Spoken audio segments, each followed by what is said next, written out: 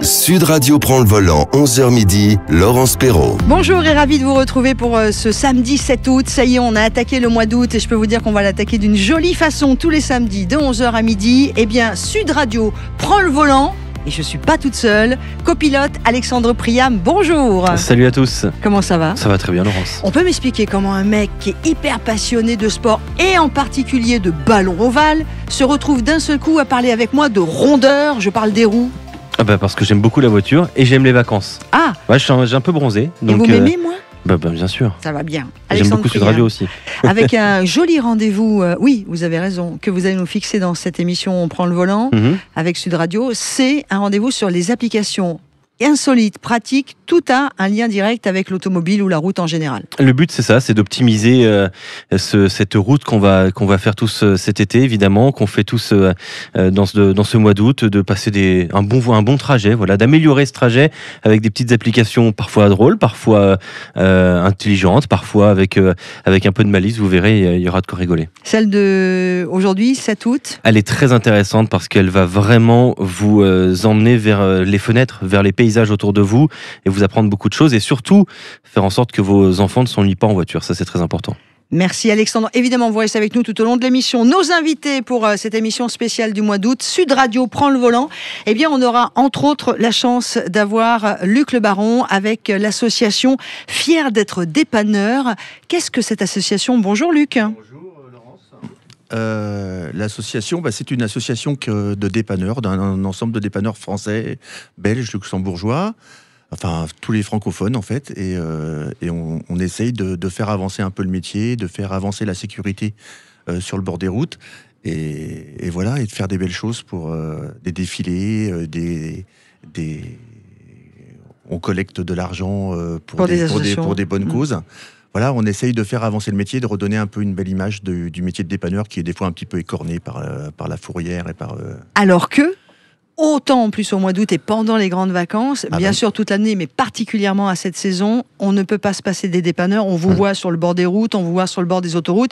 Sans vous, les vacances seraient quand même bien gâchées. Ils seraient un peu écornés, ouais. C'est vrai qu'on essaye de faire que les gens puissent repartir le plus vite possible sur leur lieu de vacances. C'est vrai qu'à la fois, on a envie de pas trop vous voir, parce que quand on vous voit, c'est qu'il y a un problème, et à la fois... c'est un peu comme le médecin, en fait. C'est ça. Quand on le voit pas, c'est que tout va bien, a priori. Ouais. Et le dépanneur, c'est un peu ça. Par contre, quand on se rencontre avec un dépanneur et que ça se passe bien, ça soulage aussi beaucoup. On en a besoin. Ça se passe bien, généralement, parce que les gens sont contents de nous voir. Quand ils sont en panne, ils sont contents de nous voir. Ça fait partie, puisqu'on sort des multiples confinements, et j'espère qu'on va pas y retourner, de ces fameux 10 métiers de cordée, c'est-à-dire les métiers absolument essentiels à notre vie de tous les jours. On parlera aussi dans cette émission, alors attention, parce qu'on a du lourd également et j'en suis ravie. François Alain est avec nous, l'animateur auto-télé préféré des Français. Ça va, François ? Avec une présentation comme ça, ça va forcément bien.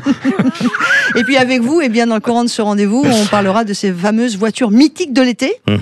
Aujourd'hui, vous allez nous présenter laquelle pour la 2 chevaux, je crois. Alors, c'est celle que vous voulez. Je ne peux pas être plus clair. Voilà, j'ai toute une proposition. On peut faire la Dodoche, il n'y a aucun problème. Moi, c'est une de mes voitures fétiche, et je pense que c'est le cas de la plupart des Français. Et puis on les ressort l'été, parce qu'on peut ressortir ces voitures-là comme la 4L sur les bords des routes, il fait beau, c'est chaud. C'est le meilleur moment. Oh, j'adore. Et puis, puisqu'on parle des routes mythiques, enfin en tout cas des routes qu'on aime emprunter quand on part en vacances, un autre invité de renom pour parler des routes mythiques et légendaires de France, il s'agit de Jean-Paul Nadéo. Bonjour Jean-Paul. Bonjour Laurence. Auteur de plusieurs livres sur les routes incroyables de France, et d'ailleurs, mais là on va focaliser sur la France puisqu'on est en confinement et qu'il y a beaucoup de Français qui restent en France. Enfin, on n'est plus en confinement, mais on est en période où on... Voilà, mais c'est la meilleure période pour redécouvrir la France, pour aller sur les routes de France, pour aller circuler, pour rouler en voiture. Moi, je suis plutôt voiture ancienne, un petit peu comme François, donc je roule avec des voitures anciennes. Et puis, j'ai fait plusieurs livres sur les routes. Et là, mon dernier livre, c'est « Éternelle route Napoléon », cette route devenue célèbre grâce à l'empereur. On fête les 200e anniversaire on célèbre, de sa disparition. Le bicentenaire de sa disparition, de sa mort. Et donc, à cette occasion-là, je pensais que c'était indispensable de faire un livre sur la route Napoléon. Et on a profité un peu de l'événement. Et il n'y avait pas eu de livre sur la route Napoléon. C'est vrai qu'elle ne fait que 350 km.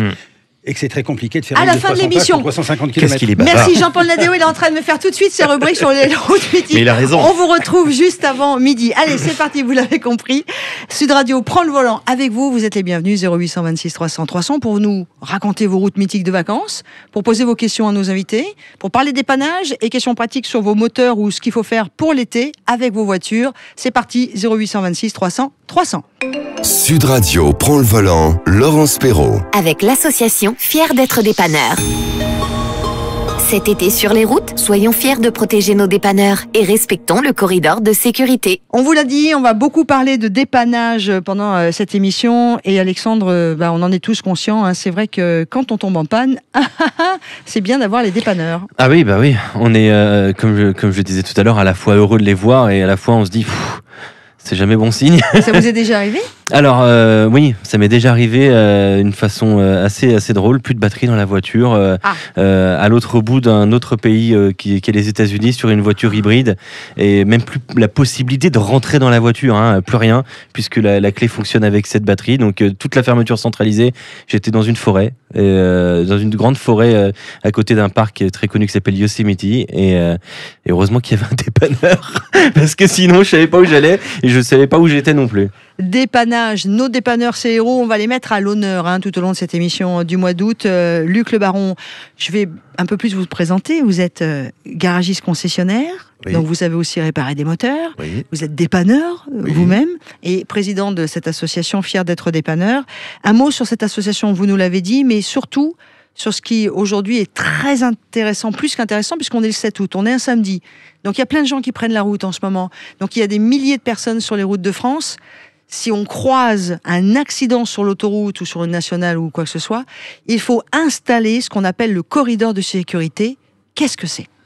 Alors le corridor, c'est une action que les routiers ou les automobilistes doivent appliquer obligatoirement quand ils arrivent à proximité d'un véhicule en panne ou d'un véhicule qui est arrêté. Ou ça peut être très bien, ça peut être les dépanneurs, principalement, moi je me bats pour ça, mais ça peut aussi être quelqu'un qui est en panne avec sa voiture, avec les warnings. C'est d'écarter le danger. En fait, le principe, c'est écarter le danger. C'est de laisser une voie entre l'automobile et le danger. Donc, c'est vraiment laisser une voie de sécurité entre les deux. Donc, on s'efforce de ça. Et c'est vrai que c'est compliqué à mettre en place, puisque il faut le rabâcher, etc. Les gens ne le savent pas encore. Oui, c'est ça, surtout. C'est passé, la loi est passée, on s'est battu pour avoir une loi. La loi est passée en septembre 2018. Mais alors, elle est passée surtout totalement inconnue. Vous saviez autour de la table qu'il y avait une loi sur le corridor de sécurité sur les routes ? Absolument pas, et c'est pas dans le code de la route, je pense. Est-ce qu'on l'apprend C'est dans le code de la route, on l'apprend depuis le mois de septembre, donc ça s'apprend dans les auto-écoles, ils l'apprennent. On a vu les derniers codes Rousseau, il y a le formulaire du corridor de sécurité qui est. Mais c'est vrai qu'il y a beaucoup de gens qui ne le savent pas. J'ai fait une petite exposition de sécurité routière à la préfecture de l'Essonne, dans le 91, il y a 1 an et demi avant le Covid. Et même le préfet ne le savait pas. Donc alors concrètement, puisque là, tous ceux qui écoutent Sud Radio vont le savoir, qu'ils soient habituellement auditeurs de Sud Radio ou parce qu'ils sont sur l'autoroute des vacances ou la route des vacances, ils entendent la radio Sud Radio, qu'est-ce qui se passe ? C'est-à-dire concrètement, je vois un accident, je me déporte, je ralentis évidemment. Je ralentis, je mets mon clignotant, je me déporte sur la voie, si c'est une 3 voies, sur la voie du milieu, donc sur la voie qui est principalement tout de suite à gauche de celle où on roule, et de façon à laisser un espace sécuritaire entre les intervenants routiers et sa voiture. Alors si c'est une voie où dans un sens, une voie dans l'autre, on s'écarte le plus qu'on peut, surtout en ralenti, pour pouvoir laisser la sécurité. Si la voiture est sur la voie d'arrêt d'urgence, ne surtout pas rester sur la voie de droite. On va sur la voie du milieu. S'écarter sur celle la plus à gauche, la première à gauche. On crée un déplacement virtuel. Nous, c'est pas virtuel, on le crée vraiment, mais on crée comme une ligne jaune virtuelle pour protéger autant l'accident que les intervenants, y compris les dépanneurs. Et les dépanneurs. Il y a combien de morts sur les dépanneurs ou sur l'autoroute et route d'ailleurs ? Sur l'autoroute, il y en a. Alors c'est pas énorme, ça représente pas énorme, mais c'est toujours de trop. Mais il y en a 2 ou 3 par an. Ouais, c'est toujours des dépanneurs. C'est beaucoup. Ça devrait pas en fait. Et puis c'est pareil parce qu'en fait il y a les dépanneurs, il y a les patrouilleurs autoroutes, il y a la police, il y a tout ça. Enfin il y a tous les gens qui interviennent sur le bord des routes où là c'est dangereux. Donc c'est ça qu'on veut battre et qu'on veut se battre. François, là. Est-ce qu'il y a toujours ce réflexe ? Est-ce que les gens ont tous assimilé ce réflexe quand on est en panne ou qu'on s'arrête sur le bord de l'autoroute ?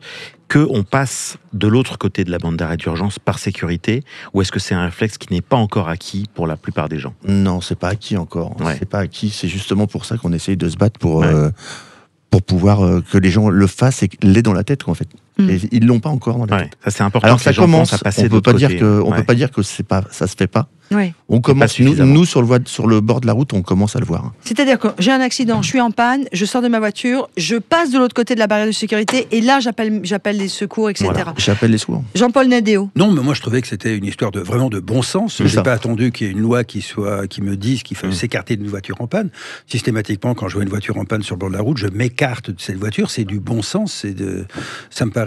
Mais est-ce qu'il y a une distance? Est-ce qu'on a légiféré sur Non, c'est vraiment juste un espace de laisser un espace de sécurité, comme vous le disiez. C'est du bon sens. C'est une loi de bon sens. Oui, voilà. Mais des fois, le bon sens, on doit le rabâcher. Ce que je vous propose, en tout cas, merci beaucoup. On voulait en parler, et puis on parlera tout au long du mois d'août de ces, on va dire, des bons conseils ou des bonnes choses à faire pour les dépanneurs, et puis de mieux comprendre votre métier.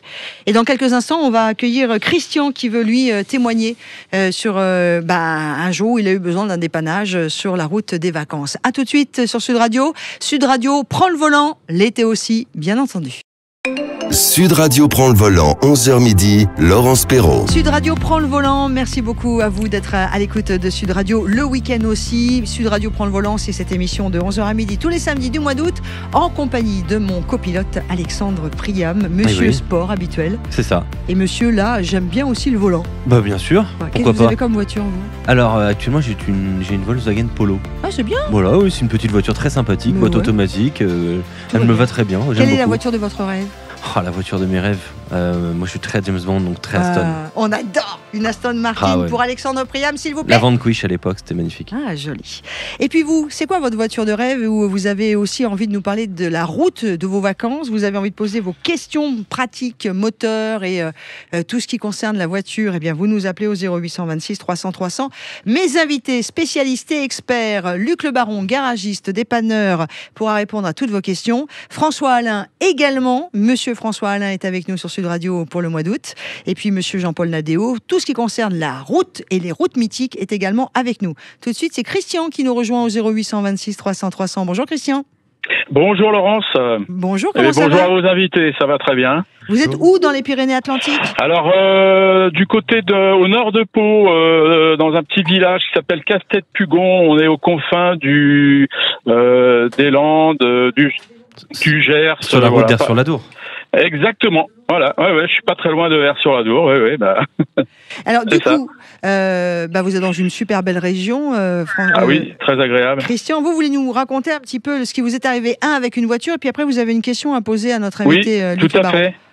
Oui. Alors pour resituer un peu le contexte, il y a 2 ans, nous devions remplacer nos 2 véhicules. J'avais à l'époque on avait une Leaf en location longue durée, dont la location arrivait à échéance, et puis une Golf qui devait avoir plus de 300 000 km. Et on s'est dit ma femme voulait absolument garder une voiture électrique. On n'avait pas les moyens d'en acheter une neuve, donc on a pu en trouver une d'occasion. Je suis allé la chercher à Périgueux avec la Golf.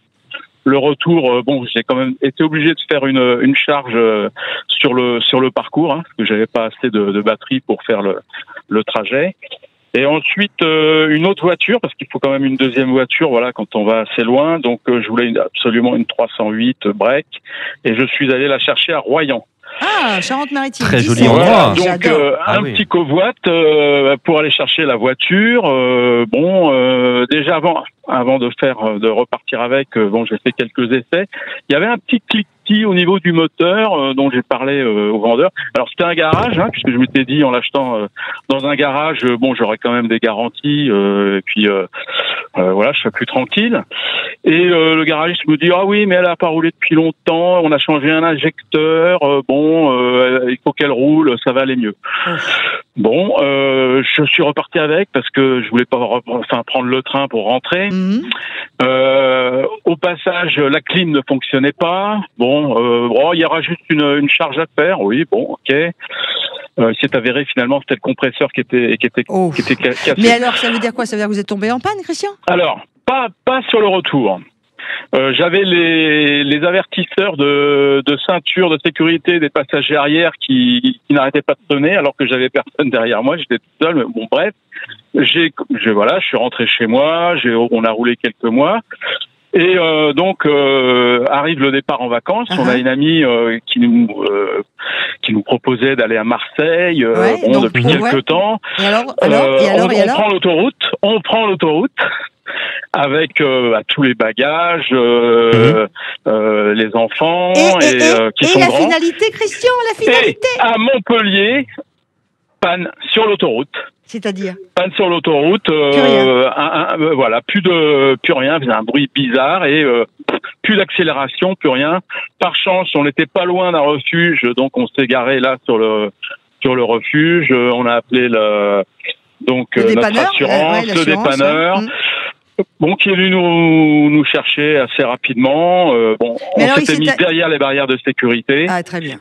Et il s'est avéré au final, c'était quoi alors ? Parce que je vois Luc qui est garagiste aussi, Luc Le Baron, qui opine du chef. Un injecteur. C'était le deuxième qui avait lâché. Ah là là là. Luc, vous avez déjà entendu parler de ça ? Oui. Mais du coup, ça met le bazar partout, quoi. Bah oui, ça fait. Sur les 4 cylindres ou sur les 3 cylindres, sur les moteurs 3 cylindres maintenant, il y en a un au moins, donc déjà, avec le moteur est bien bancal, en fait. Ouais. Exactement. Mais du coup, ce qui arrive à Christian, c'est ça que ça démarre plus, ça tombe en panne sur l'autoroute. Ça peut se mettre en sécurité, oui. Ouais, ok. Les voitures, maintenant, ils arrivent à se mettre en sécurité quand il y a une anomalie pour pas que ça fasse plus de dégâts. Donc, qu'est-ce qu'on dit à nos amis qui écoutent Sud Radio aujourd'hui, Alex, et qui reconnaissent ce cliquetis ou cette problématique ? On leur dit arrêtez-vous ou quoi ? Déjà, maintenant, il y a des petits voyants, il y a des voyants anomalies moteurs, des petits voyants orange avec un petit moteur de dessiné qui s'affiche. Oui. Donc, quand ça s'affiche, ça n'empêche pas de rentrer ou d'aller rejoindre le premier concessionnaire ou le premier garagiste. Mais ça veut dire qu'il y a une anomalie quand même quelque part et qu'il faut pas tarder d'y aller. Ouais. Quoi. Et Christian, donc ça c'était l'histoire de votre voiture, la panne, et je crois qu'on m'a dit que vous avez une super question à poser et je voudrais pas qu'on s'en passe.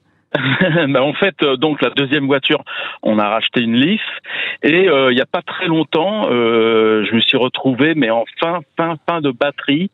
Donc j'ai dû rentrer chez moi à 4-5 km/h et je me suis dit mais qu'est-ce qui va se passer si je tombe en panne sur la route avec cette voiture électrique, parce que est-ce qu'il y a moyen de faire une charge rapide, est-ce que les dépanneurs ont éventuellement un engin un générateur qui pourrait permettre de recharger ou voilà, je me suis posé la question. En fait, Christian, si je comprends bien, c'est que vous avez une voiture électrique et pour tous ceux qui en ont une, si jamais vous tombez en panne à cause de la grosse batterie électrique, est-ce que les dépanneurs sont prêts à vous aider là ? Est-ce que techniquement vous savez faire ou pas ? Luc Le Baron. Pour l'instant, il n'y a rien c'est pas encore répandu. Je sais que ça doit se faire. Il y a une société allemande qui a un système de remorque comme ça et qui peut recharger sur place, sous un petit délai parce qu'il faudra forcément attendre que ça charge. Et oui. Mais ici, bien souvent, on les remorque, on les met sur un plateau, on les ramène chez nous au garage ou dans une station de charge et puis on recharge comme ça, quoi. Mais alors, ça veut dire quoi ? Ça veut dire que tous ceux qui ont une bagnole électrique ? Quand on tombe en panne, ouais. Faut transporter la voiture dans une station de charge. C'est ça. Ouais. Sachant que les voitures électriques ont une toute petite marge de sécurité d'environ 10%. C'est-à-dire qu'on le voit arriver sur le... Non, c'est qu'en fait, il y a une petite marge prévue par la plupart des constructeurs. Oui, mais ça veut dire quoi ? C'est-à-dire que la voiture me prévient, attention, t'attaques les 10% de... Non, elle le dit pas, mais ça veut dire qu'il y a de toute manière, en fait, quand on est à très très peu de pourcents sur le tableau de bord, en fait, on a encore une toute petite marge, mais c'est vraiment quelque chose de Donc on veut dire que quand on a très peu de pourcentage, en fait, qui reste annoncé, on essaye de trouver une station de recharge tout de suite. Il ne faut pas attendre d'être à 2%. Il faut vraiment. De toute façon, ça s'affiche. Le kilométrage, il descend. Moi, j'ai une 208 électrique et en fait, le kilométrage descend. D'accord. Et quand ça arrive à 40-50 km... Tu sais, ça me rappelle, Alexandre, les vieux diesels, les anciens diesels, je crois que c'est à peu près pareil aujourd'hui, c'est quand tu tombais en panne de diesel, il fallait relancer la pompe. Absolument. Et c'était une galère quand tu tombais en panne de diesel. Sur le diesel, il faut éviter d'être... Une panne diesel, c'est très mauvais. C'est chaud, mais en fait, ça va être la même problématique. Il ne faut pas tomber en panne d'essence, en panne de gasoil sur du diesel, parce que là, ça peut être une vraie galère. Nos experts sont avec nous. Merci beaucoup, Christian, de nous avoir raconté votre histoire et d'avoir posé cette question qui, à mon avis, sert à beaucoup d'autres qui nous écoutent question d'avenir, sur Sud Radio. Et même d'actualité, la preuve, pour ceux qui ont déjà des voitures électriques. Tout de suite, on va changer de sujet. On va revenir à une voiture qui n'est pas électrique. Même si on peut le faire, mais moi, perso, j'ai envie de la garder comme ça. C'est la séquence des voitures mythiques de l'été. 10 francs. 20 francs. 50 francs. 150 francs. Pour 150 francs par mois, vous pouvez avoir une 2 chevaux Citroën. C'est génial. C'est incroyable cette pub, est top. Alors, on est en 1960. C'est une archive que j'ai retrouvée. Ouais. Et c'est en plus au moment où on passait au nouveau franc de l'époque. Oui. Donc, c'est pour ça qu'ils ont fait cette pub, franc, Citroën, etc. Bah, c'est la seule. Contrairement au passage à l'euro, là, en fait, ça valorisait. C'est-à-dire qu'on avait l'impression d'être plus riche pour le même prix. Mais bon, bref. Pour le prix aujourd'hui, même pas d'un abonnement de téléphone. Voilà. Exactement. C'est fou, hein. 25 €, 23 €. Ouais. Mais 150 francs de l'époque, c'était quand même énorme parce que les anciens francs, il fallait rajouter 2 € à la fin. Alors, évidemment, on ne va pas parler des francs dans Sud Radio prend le volant au mois d'août. C'est la 2 chevaux qui reste une des voitures mythiques, bien sûr, des Français, et en particulier de l'été. Oui, parce que la 2 chevaux, c'est une voiture qui a plusieurs avantages. D'abord, pour moi, c'est même plus une voiture, c'est une tranche d'histoire de France. Elle correspond à la fois à des époques, à des générations différentes. Donc on est au-delà, c'est devenu un symbole français au même titre que je sais pas, la baguette, le camembert, le béret basque, etc. Enfin, ça fait partie des icônes françaises, donc on est au-delà de la voiture. Ensuite, c'est une voiture qui a vécu plusieurs carrières parce que elle a duré très très très longtemps. Donc du coup, elle est rapidement tombée dans le domaine de l'occasion et il fut une époque où on pouvait acheter une 2 chevaux pour quelques dizaines d'euros d'aujourd'hui. Oui, bon, mais à l'époque, ça ne représentait pas la même chose. Non, ça ne représentait pas la même chose. Mais donc, c'est une voiture qui a été une voiture de personnes d'un certain âge. Ensuite, ça a été une voiture de jeunes. Ça a été aussi la voiture des femmes, parce qu'il ne faut pas oublier que ça correspond aussi à l'époque où on entame ce qu'on appelle la seconde voiture, pour un certain nombre de ménages qui peuvent s'offrir la seconde voiture du couple. Donc, c'est souvent la voiture de madame. Donc, ça veut dire que, à l'époque, hein, bien sûr, je précise, je ne veux pas passer pour un vieux rétrograde, au contraire. Donc, c'est une voiture qui a connu tout le monde. C'est-à-dire que tout le monde a connu. Les jeunes, les vieux, les riches, les pauvres, enfin tout le monde. Sauf la génération des 20 ans d'aujourd'hui. La mienne, par exemple. Voilà. Alors oui et non. C'est ça. Oui et non, parce qu'aujourd'hui... Et des 25. Il y a un truc extraordinaire qui se produit aujourd'hui, c'est que c'est une des rares voitures, aujourd'hui, de collection, puisque donc la dernière est sortie en 90. Donc ça y est, toutes les 2 chevaux sont toutes... de collection. C'est-à-dire que comme la carte grise de collection, c'est 30 ans, ça y est, depuis l'année dernière, toutes les 2 chevaux, sans aucune distinction, 1990, la dernière. Peuvent arborer la carte grise de collection. Mais ce qui est génial sur cette voiture, c'est que, outre l'attachement des gens à ce phénomène assez extraordinaire, c'est que c'est surtout une des très rares voitures qu'aujourd'hui, on peut reconstruire de A à Z. C'est-à-dire que toutes les pièces détachées qui constituent une 2 chevaux sont disponibles aujourd'hui en neuf. C'est génial. C'est extraordinaire. C'est un des très rares cas de figure dans cet exemple-là. Il y a notre ami Jean-Paul Nadéo, spécialiste des routes mythiques de France, qui voulait interagir. Moi, j'ai roulé avec une 2 chevaux. C'est une voiture qui était extraordinaire. Je me souviens de sa suspension magnifique. J'étais très jeune. J'étais déjà passionné d'automobile, de course presque automobile. Et alors, dans des virages à 2 chevaux, c'est ça. C'est la seule qui se retourne pas. C'est très compliqué à retourner. Je suis d'accord. Une tenue de route fabuleuse, exceptionnelle. C'est une voiture d'ingénieur. C'était le cauchemar des dépanneurs, ça ne se retournait pas. Exactement. C'était pas bon pour les dépanneurs. Mais c'était une voiture qui avait été conçue par des ingénieurs. Et donc, ce qu'on oublie tous, c'est qu'elle a son côté très rondouillard et sa bouille ronde qui illustre parfaitement justement les livres de Jean-Paul, parce qu'évidemment, ça fait partie des routes. Route Napoléon, National 7, tout ce qu'on veut. C'est une véritable icône, donc ça c'est une évidence, mais ça correspond vraiment à un art de vivre en fait. Je crois que c'est ça. Aujourd'hui, ça se résume à ça.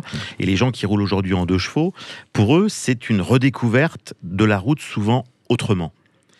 Rapidement, monsieur Nadéo, rapidement. Oui, alors François, monsieur le Bavard. Aussi, c'est que quand on partait avec la 2 chevaux, on pouvait camper, on enlevait les sièges. Absolument. Oui, c'est vrai. On les mettait au bord de la route et ils pique-niquaient sur les sièges. En fait, il y avait même la 2 chevaux week-end à l'époque. Il y avait plein de dérivés. Il y avait une publicité dans les années 65 qui montrait toutes les possibilités. Et en fait, on enlevait les sièges, on mettait le pot de fleurs dedans. C'est une voiture qui pouvait trimballer absolument tout et n'importe quoi. Alors, il faut rappeler à ce moment-là, ce qui est très important, c'est vrai que Citroën, il faut leur rendre hommage, notamment le service de de communication. À l'époque, on appelait ça de propagande. D'ailleurs, c'est quand même, avec le recul, c'est drôle. Le service propagande de Citroën à l'époque de la guerre, hein. était particulièrement performant par rapport à toutes ces petits marques ou marques rivales entre guillemets. Et d'ailleurs Citroën lui-même, qui n'était plus là depuis longtemps, il est décédé en 1935, mais André Citroën lui-même était quelqu'un de très convaincu de l'importance de la publicité et de ce qu'on appellerait aujourd'hui du marketing.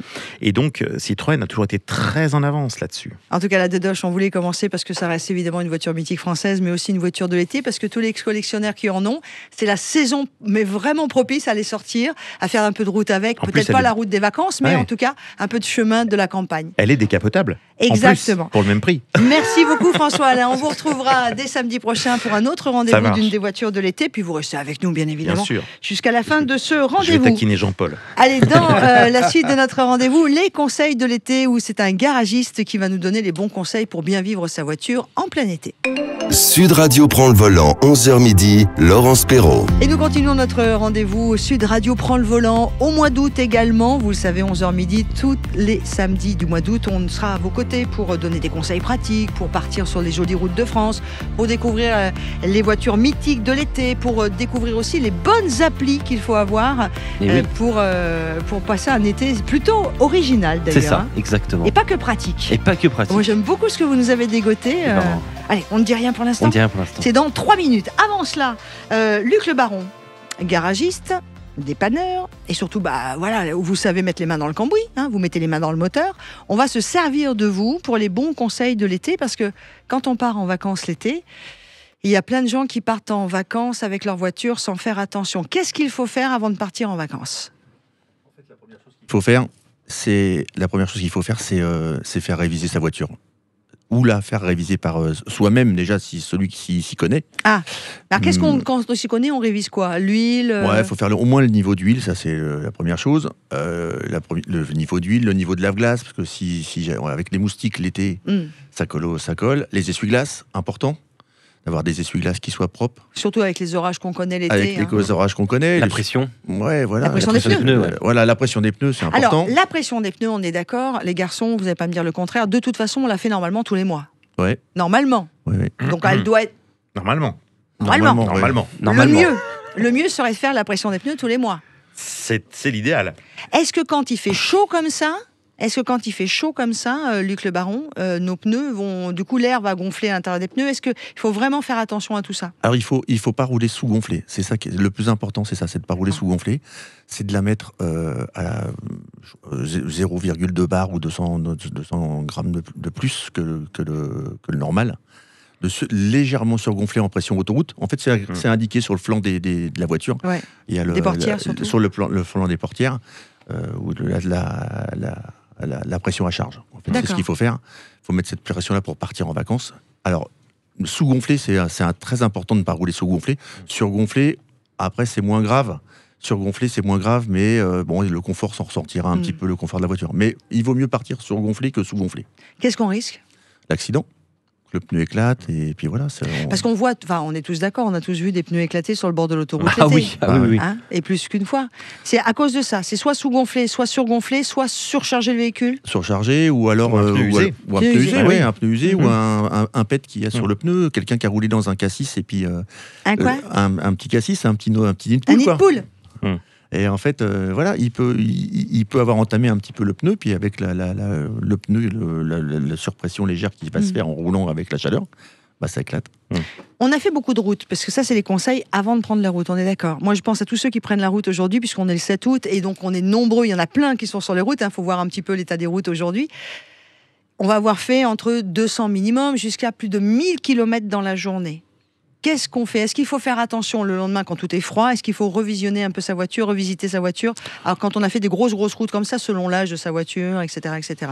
Luc ? Non, moi je dirais que non. À la rigueur, le refaire avant de partir quand on repart. D'accord. Oui, après le lendemain, c'est pas forcément utile. François Alain ? Je pense que le conseil de base, mais c'est tout bête. Mais pour les voitures de collection, vous en plus. Oui, les voitures de collection. Là, moi, je suis plutôt partant de vérifier beaucoup plus souvent et fréquemment.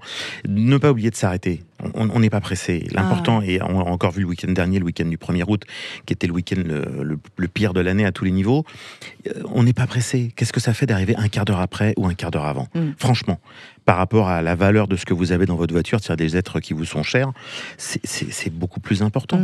La vitesse s'est dépassée, comme disait la prévention routière il y a 30 ans, et ben ça reste totalement d'actualité. Et puis moi, j'oserais dire, on en parlera avec notre ami Jean-Paul Nadéo en fin d'émission, c'est qu'on a des routes de France tellement magnifiques. Mais en plus, sortez de l'autoroute un petit peu, prenez les nationales, prenez les départementales. Et puis il y a des commerçants extraordinaires. Je pense à tous nos restaurateurs sur le bord des routes. Alors il y a de moins en moins de routiers, mais trouvez un petit restaurant, prenez le temps, mangez. Alors faites attention évidemment, un petit verre de vin. Après vous faites une petite sieste et vous reprenez tranquillou. Pourquoi tu rigoles, Alexandre ? Non, mais parce que j'avais pas pensé au verre de vin, c'est tout. Mais non, mais ou à verre d'autre chose. Mais parce que à un moment ou à un autre, surtout une limonade. Quand on parle dans le sud. Non, mais parce qu'il y en a qui aiment le vin. Bien sûr. Et quand on part dans le sud, on a peut-être envie, parce qu'on va découvrir la Bourgogne, Parfois on fait la route des vins aussi. Les super jolis, les routes de vin, les super jolis vins d'Auvergne que les gens connaissent très mal. Je ne connaissais pas jusque-là. Mais oui, il faut passer par l'Auvergne. Les gens contournent, mais c'est super. C'est une région magnifique. Alors ne pas déguster un verre dans chaque région. Non, il faut acheter les bouteilles avec modération. Soyez à l'arrière, par contre. Et j'ai bien dit un. Ah bon ? J'ai même pas dit deux, un. Et après on prend le temps, on se repose, etc. Merci beaucoup pour ces petits conseils. Moi, je dirais vite fait, la clim aussi, vérifier la clim pour les enfants. Très important. Mais pas que pour les enfants, parce que pour les femmes ménopausées, c'est bien aussi la clim. Faire vérifier sa clim avant de partir. C'est sûr. Sur les voitures anciennes, il n'y en a pas. Il n'y en a pas. Faut ouvrir les fenêtres. Non. Alexandre, il ne sait pas ce que c'est. Moi, ça y est, je sais. Et une bouffée de chaleur, s'il n'y a pas la clim, c'est l'enfer. Très bien. Donc pour le bien-être de tout le monde. Pour le bien-être de tout le monde. Y compris du pilote. Du pilote. Et je disais les enfants, parce que c'est vrai que les enfants sont plus calmes quand ils ont pas chaud. Donc j'ai une annonce à faire. Laurence ne roule en voiture ancienne que si elle est décapotable. Non, ça va. A priori, ça m'est arrivé une fois. Targa. Je peux poser une question à Luc ? Oui, rapidement. Rapidement. Luc, quelles sont les pannes les plus fréquentes sur le bord de la route aujourd'hui ? Parce que les voitures sont très modernes quand on roule par Alors moi je dirais les chauffe-moteurs sont importantes l'été, les ruptures de courroie d'accessoires. Aïe. En gros l'été c'est souvent ça. Après, il y a les crevaisons aussi. Voilà, donc ça, c'est à vérifier, les courroies avant de partir, vérifier qu'il y a de l'eau dans le radiateur. Alors, ce qui est un peu plus important en ce moment, c'est les crevaisons, parce que maintenant, la plupart des voitures n'ont plus de roue de secours. C'est vrai, je suis d'accord. De toute façon, si avant de passer à notre rubrique dont je suis impatiente de découvrir ce que notre ami Alexandre nous réserve, pour les applis de l'auto de l'été, c'est une révision complète avant de partir. Et si on n'est pas pro, ce qui est mon cas, je vais voir un professionnel. Voilà, il vaut mieux payer un petit billet et partir tranquille. Et faire son aller-retour. Chacun son esprit libre. En plus, après, vous savez qu'il y a les dépanneurs. Voilà. Mais ce serait bien, on vous adore. Quoi qu'un tour de dépanneuse, c'est pas mal aussi. Hein. Ça peut être sympa. Allez, c'est pas la même chose. C'est parti, on prend la suite de notre rendez-vous. Une circulation en dents de scie. Allez, gros-toi, Shrek, ça va bouchonner sur le périph'. La journée était classée noire dans le sens des départs. On est presque arrivé? Non. Est-ce qu'on est presque arrivé? Oui. C'est vrai? Non! On est presque arrivé? Oui. Oh, eh ben tu vois. J'adore. Alexandre Priam, rendez-vous sur les bonnes applis à avoir dans son téléphone pour partir l'été tranquille. C'est exactement ça. Qui n'a pas entendu cette phrase aussi mythique qu'insupportable? C'est quand qu'on arrive. Quand est-ce qu'on arrive? On arrive bientôt. J'imagine que vous, parents, vous redoutez cette phrase. Futurs parents, vous avez sûrement hâte de l'entendre. Vous l'avez peut-être déjà entendu aussi si vous avez des amis parents. La hâte, parlons-en de la hâte d'être enfin en vacances. C'est ce que vous vivez en ce moment même dans ce mois d'août. La patience, c'est d'abord de rigueur sur la route. Évidemment, on peut aisément imaginer ce modèle que vous avez dans votre tête sur la route, sur l'autoroute, fil de droite, camion, clignotant, fil de gauche, clignotant, fil de droite. Eh bien non, la route, ce n'est pas que ça. La route, c'est aussi un paysage tracé, on le disait, dans un environnement, dans un paysage, souvent une ou des histoires cachées derrière les décors de notre pays. Profitez des fenêtres, regardez au-delà, ouvrez grand les oreilles, l'attente, la hâte d'arriver va alors fondre. C'est la promesse en fait que vous fait Waynot. C'est une application gratuite disponible sur smartphone, Apple, Android, absolument partout. Elle vous géolocalise partout sur la route et elle vous suit et elle vous raconte en audio ce que vous ne voyez pas. Vous n'avez rien à faire, juste vous l'allumez et bien ça vous permet d'aller au-delà du paysage. Exemple concret, admettons, on va prendre la direction de la Normandie. Oui, sur la 14, oui, on est encore dans les Yvelines. Écoutez. Sortie 7, la Villa Savoie, œuvre de Le Corbusier, patrimoine mondial de l'UNESCO à 2 km. Là, ça vient de s'activer. On est passé à côté de la maison La Savoie, de Le Corbusier, du côté de Poissy. On roule désormais sur la 13, puisque c'est le prolongement, kilomètre 72, sortie 16, Why Not allumé, et on passe à côté d'un point d'intérêt. À Vernon, quelques maisons à pans de bois ont survécu à la destruction de la Deuxième Guerre mondiale. Son vieux moulin du XVIe siècle, sur les piles d'un pont médiéval aujourd'hui détruit, a été peint par les impressionnistes, dont Monet. Et oui, ces messages audio durent entre 20 et 30 secondes, c'est pas très long, ils sont automatiques, le réseau lui couvre 6000 km d'autoroute, ce qui est énorme quand même, ça permet d'apprendre, de se divertir, de aussi gérer les enfants, de leur inculquer quelques bonnes idées, quelques points de culture, et c'est Nadine Penmarie qui a inventé ça, et c'est notre invitée. Bonjour Nadine Penmarie. Bonjour Alexandre, bonjour Laurent. Merveilleuse. Bonjour les auditeurs. Merveilleuse trouvaille de notre ami Alexandre Priam, le copilote de cette émission Sud Radio prend le volant. Waouh! C'est une super idée. J'adore. D'où vient cette idée, Nadine? C'est de l'enfance? C'est en fait non, ça vient pas de l'enfance, c'est à l'âge adulte que j'ai eu envie de cette application, puisque j'ai longtemps fait les trajets entre la Côte d'Azur et le Béarn, et donc quand on part en vacances, on part pour 500, 800 kilomètres. On s'ennuie, les trajets sont très longs et stériles. Donc j'ai eu envie de développer cette application pour transformer ce trajet contraint, ennuyeux, en voyage de découverte des territoires traversés. Et ce qui est fantastique, c'est que maintenant, en plus, avec les voitures plus récentes, tout est en Bluetooth, donc c'est dans l'audio de toute la voiture. Vous imaginez, vous passez à côté, je sais pas, d'un magnifique décor dans le Vercors, et il y a un point d'intérêt qui s'active, et votre enfant vous questionne dessus, j'imagine. Alors, à ce moment de cette magnifique découverte que vous nous proposez, Alexandre, avec Nadine qui est la créatrice, et merci, bravo, on rappelle exactement l'appli, parce que j'en connais dans leur voiture, là, il y a celui qui conduit, donc il ne peut pas toucher à son téléphone, mais ceux qui sont à côté ou derrière, ils sont en train de chercher sur ou l'Apple Store ou l'Android. Alors, Apple comment Store, ça s'appelle? Android, Why Not, W-A-Y-N-O-T-E, Why Not, et c'est gratuit. W-A-Y. W-A-Y, comme Why pour le le chemin. Oui, c'est chemin. Why, c'est pas Why, W-H-Y, c'est pour ça. Non, c'est pas pourquoi pas. W-A-Y-N-O-T-E, et en plus, c'est main libre, hein, vous me confirmez, Nadine? Très simple. Simple à utiliser. Le conducteur n'a rien besoin de faire, hein, c'est ça qui est génial. Voilà, c'est ça. Pas de compte à créer, en toute simplicité, toute liberté. On lance l'application, on pose le téléphone et ces messages audio vont se déclencher automatiquement. C'est donc Alors, gratuit. il s'affiche également sous forme de texte. Ah, très bien. Donc, voilà, si on n'a pas bien entendu, si on veut relire un message ou le faire relire par les enfants, c'est également possible d'y accéder via le texte. Et vous allez même maintenant plus loin, Nadine, pour voilà. Why Not, parce que vous proposez des petites étapes culturelles autour de la route, quand parfois on me disait faire parfois un arrêt d'une heure, d'une demi-heure, et bien à quelques kilomètres seulement des autoroutes, il y a des endroits fantastiques. Alors, au-delà des pauses, effectivement, nous préparons donc, nous allons sortir de l'autoroute pour continuer à accompagner le voyageur sur les routes secondaires, les nationales.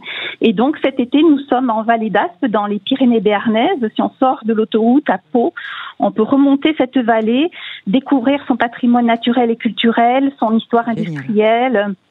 Avec notre partenaire EDF, nous racontons l'histoire de l'hydroélectricité, de la voie ferrée transpyrénéenne, et nous signalons les meilleurs coins pour des pique-niques, une pause pique-nique ou une randonnée. Concrètement, c'est gratuit. Comment vous avez fait, Nadine, pour avoir tous ces points d'intérêt? Comment vous avez fait pour les canaliser Vous avez travaillé avec les offices du tourisme, avec l'IGN?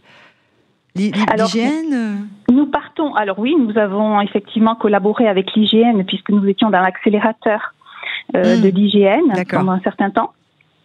Nous partons du paysage, c'est-à-dire que nous avons parcouru tous ces 6000 kilomètres. Nous repérons des marqueurs dans le paysage pour parler ensuite des particularités locales. Donc c'est un village aperçu, c'est un panneau routier, vous savez, ces panneaux marrons sur l'autoroute. On en trouve d'ailleurs aussi hors de l'autoroute.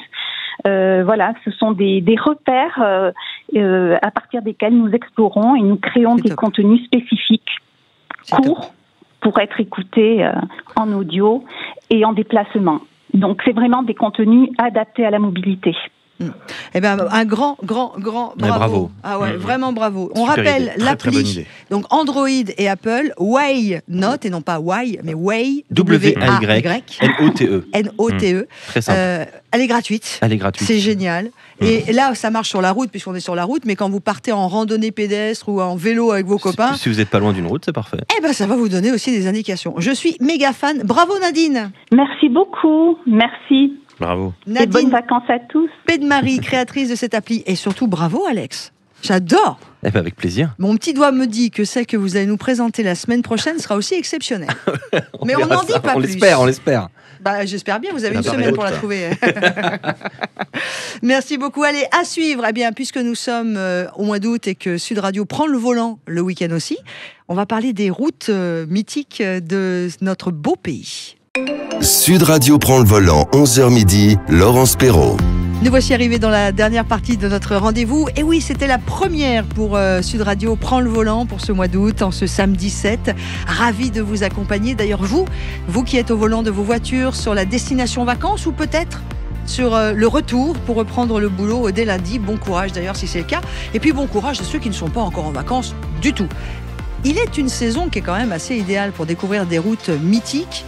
Évidemment, je ne vais pas vous la redire, on est en année où il y a eu la Covid, où on sort d'un confinement, on est beaucoup à être resté en France, l'occasion donc pour redécouvrir notre pays extraordinaire et ces routes qui ne le sont pas moins.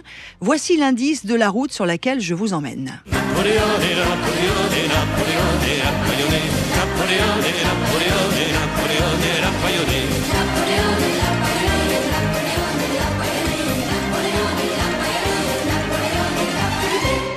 Devant le siège de Toulon.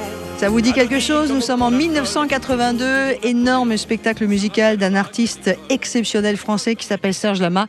Napoléon. Et oui, on vous emmène sur cette route Napoléon avec celui qui a offert un livre majestueux cette année. Que dire d'un livre empirique, tout du moins de l'empereur, Éternelle route Napoléon entre Belle-Provence et Vallée Alpine sur les traces du vol de l'Aigle. Jean-Paul Nadéo, bonjour. Bonjour Laurence. Vous êtes avec nous depuis le début de cette émission, évidemment. Alors faire un livre sur la route Napoléon alors que l'on fête le bicentenaire de la disparition de l'empereur, ça vous a paru évident pour cette année 2021? Ça me paraissait évident parce que tout d'abord Napoléon, il faut le rappeler, il n'a même pas de rue dans Paris, il n'y a pas de rue Napoléon à Paris, en dehors de la rue Bonaparte qui ne fait que 1000 km. Et puis il y a une fabuleuse route qui porte son nom depuis 1932, qui est la route Napoléon. La rue Bonaparte fait 1000 km? Non. La rue Bonaparte fait qu'un petit kilomètre. Ah oui, 1000 mètres. Mais la route Napoléon, elle, fait près de 350 km. Alors avant de parler de cette route Napoléon, point de départ, point d'arrivée. Alors point de départ, le point de départ c'est Golfe-Juan, la ville où Napoléon est arrivé lorsqu'il a débarqué de l'île d'Elbe. Il est arrivé à Golfe-Juan, à proximité d'Antibes, et là avec une poignée de cavaliers, ils étaient 1 millier d'hommes, ils ont choisi de traverser la France, de remonter pour reprendre le trône de Paris par les Alpes, par la Provence et les Alpes. Donc tout ça à l'époque, c'était pas bien sûr une route, c'était des chemins muletiers, des chemins de cailloux. Là, il y avait un chemin qui avait été tracé pour marquer les frontières de la France à ce moment-là, et donc il a choisi de prendre la ligne droite pour remonter sur Paris. Et de cette route, donc, il a fait un véritable exploit parce qu'en quelques jours, en 6 jours, 7 jours, il est remonté jusqu'à Grenoble. Je vous rappelle que c'était en mars 1815, c'était en hiver. Les chemins étaient enneigés. Sacré rythme. Il y avait des cailloux, c'était assez extraordinaire. Et donc, c'était un véritable exploit pour l'époque. Et ensuite, il est arrivé à Grenoble. Et c'est là que Napoléon a dit à Grenoble: jusqu'avant Grenoble, j'étais un aventurier. À Grenoble, j'étais un prince. Waouh. C'est aux éditions Grund. On va rendre à César ce qui appartient à César. Aux éditions Grund, ça ne plairait tout à pas à fait. Napoléon, ce que je viens de dire. Mais... Non, je ne sais pas s'il apprécierait, franchement. Non, c'est juste pour les éditions. Éditions Grund, c'est un très, très, très beau livre. Est-ce que vous avez, vous, ou toi, Alexandre, ou vous, Alexandre Priam, ou François Alain, ou Jean-Luc Le Baron, déjà parcouru une partie de cette route Napoléon? Moi, je suis descendu de Grenoble jusqu'à Sisteron. Alors, c'est la route Napoléon. Ouais, c'est la route Napoléon. En moto ou en voiture? Non, en voiture, je l'avais fait. voiture. Ouais, c'était très, très joli. C'est une très belle route. Il y a les abords de cette route, il y a des petits ruisseaux Alors, pour s'arrêter, pour en profiter. On part, Luc, on part de Grenoble, on remonte par Laffrey, qui est un haut lieu de l'histoire de France, parce que c'est là que Napoléon est arrivé sur ce qu'on appelle la prairie, la prairie, et il était attendu par les troupes de Louis XVIII qu'il avait mis en joue pour l'abattre, voire pour l'emprisonner éventuellement. Et là, l'histoire de France a basculé, là il s'est approché des militaires qu'il avait mis en jeu, il a ouvert sa redingote et il a dit « Soldats, reconnaissez-vous votre empereur, si l'un d'entre eux veut m'abattre, je suis là. Là. Et à ce moment-là, les troupes de Louis XVIII ont jeté les fusils, se sont précipités dans ses bras. Et imaginez qu'un seul coup de feu là aurait pu changer l'histoire de France. Et du monde. N'aurait pas existé, et que c'était un maréchal d'Empire qui menait les troupes royales, qui évidemment s'est retourné. Et plus loin, il y avait la Bédoyère qui a été... Pour en revenir à cette route Napoléon, pour ceux qui ont envie de l'emprunter là cet été, ils se disent tiens, j'écoute Sud Radio, ça me donne envie, je suis pas très loin de Grenoble, ou je suis pas très loin de Juan-les-Pins. Quels sont les points importants, plus que d'intérêt, au-delà de ceux que vous nous avez racontés, qu'il ne faut pas louper? Voilà, alors dans le livre, il y a un véritable roadbook, il y a toute l'histoire, bien sûr, de la remontée de l'empereur par cette fameuse route.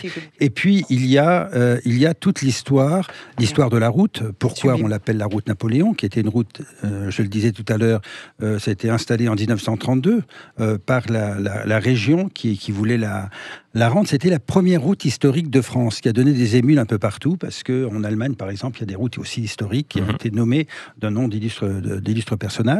Et donc, il y a toute l'histoire de la route, et il y a le roadbook, c'est-à-dire que kilomètre par kilomètre, j'ai recensé tout ce qu'on peut y voir, tout ce qu'on peut y rencontrer, c'est-à-dire aussi bien les vestiges de Napoléon, les hôtels où il est descendu, mais également les sites, les choses remarquables, les lacs, les restaurants, les hôtels, là où il faut descendre, s'arrêter, ce qu'il faut voir et visiter. C'est vraiment le principe du roadbook, en fait. C'est le principe du roadbook. C'est ça qui est bien.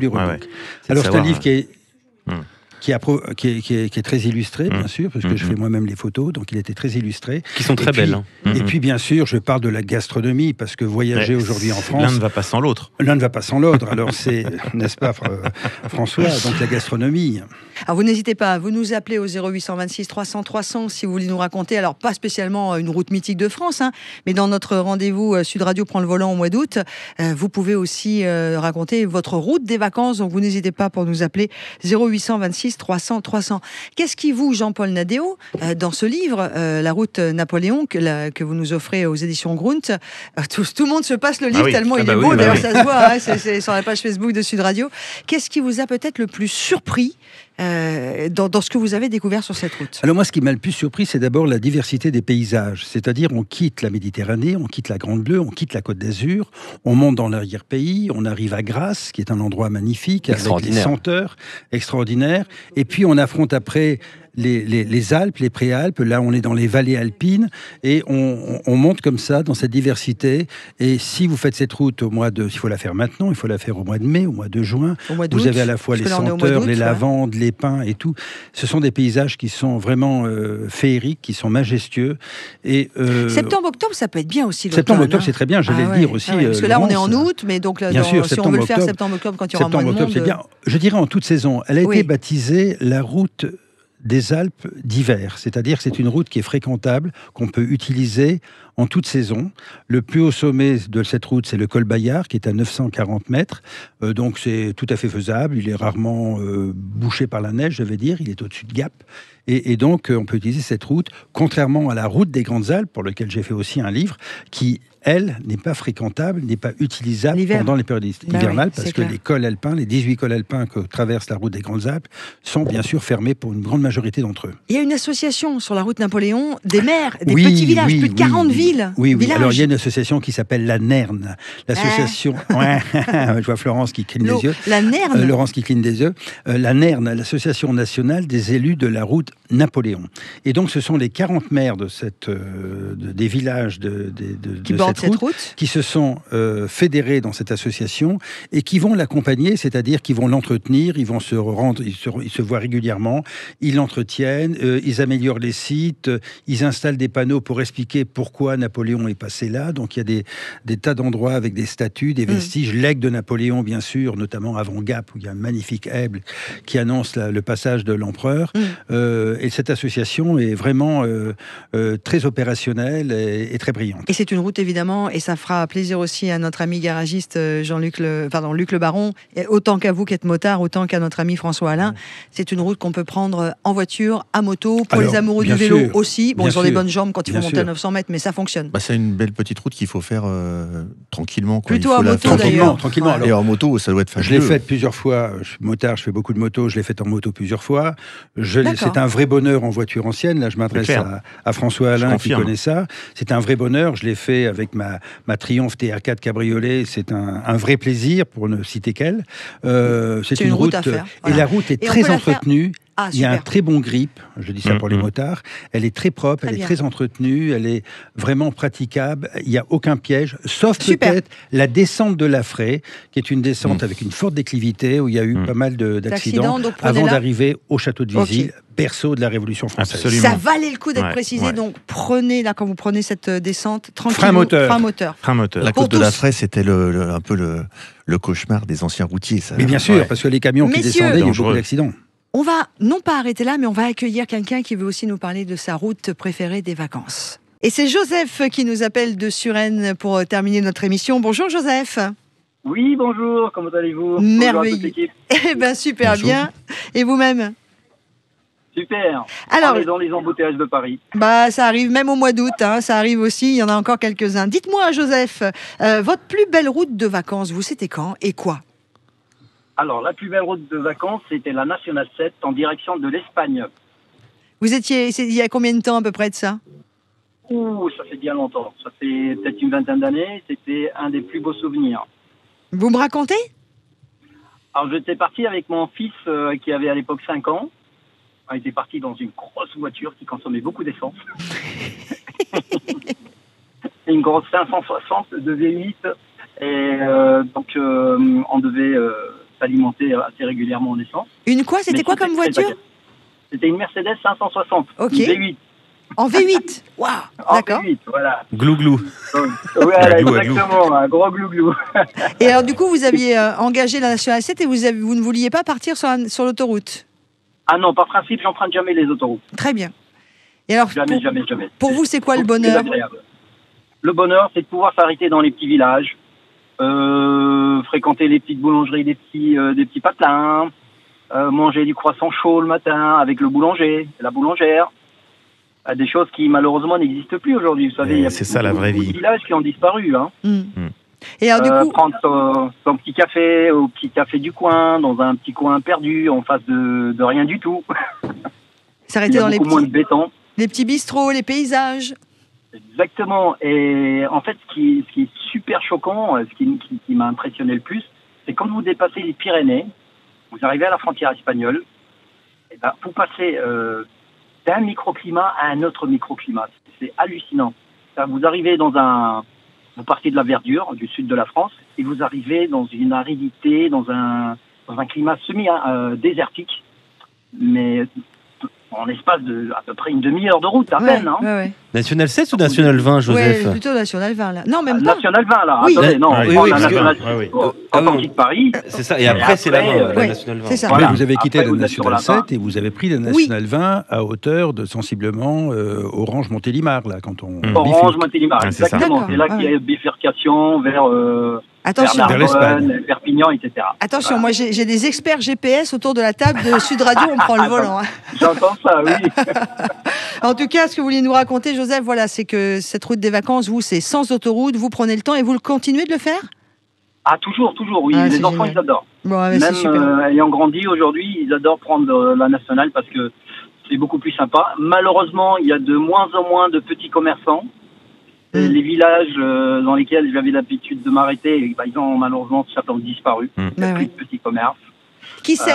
On n'a que des pancartes de publicité. Vous savez, Joseph, peut-être que cette mésaventure de la Covid qui a touché tout le monde et en particulier notre pays et qui a ramené un peu le village au centre, enfin l'église au centre du village, va peut-être permettre à certains villages de renaître aussi avec des commerçants qui vont revenir. En tout cas, c'est ce qu'on souhaite. Merci beaucoup de ce joli témoignage, Joseph. Exactement.